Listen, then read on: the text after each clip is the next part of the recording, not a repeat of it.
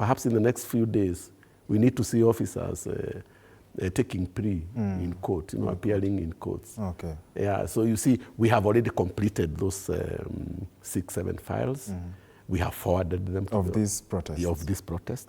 We are looking at about 42 manders, which is that's across the country. Yes. Yeah, so our investigations could be quicker, but then the wheels of justice grides very slowly. Because it's about due diligence also.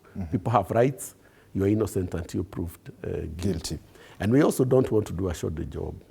Because if we go to court and we start getting acquittals of officers we have taken to court, then we will be liable for malicious prosecution, for example. Oh, yeah. Yeah, so we have to make sure that the people we are taking to court, we are almost 99% sure that watertight. Yeah, watertight. Absolutely. Going back to the law of protecting lives and property between especially the roles of the police, I've got a question here from Victor, and I'll coin it because he asks, ask if the police need to identify themselves, especially non-uniform, because whereas protesters are supposed to notify the police, it should also be the police should say, okay, we will be deployed in this manner.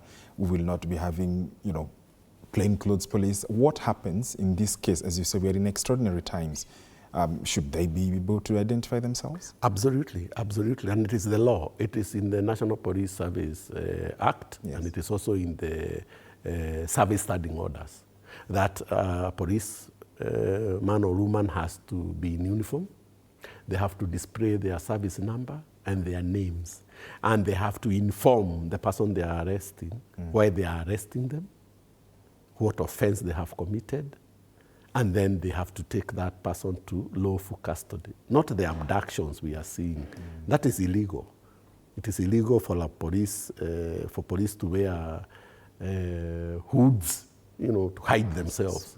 Yeah, that is not the best practice. The best practice is that an officer has to be an officer, a member of the National Police Service. So once we realize that they are not wearing their uniforms, they are carrying out abductions, because arrests and abductions are completely very different.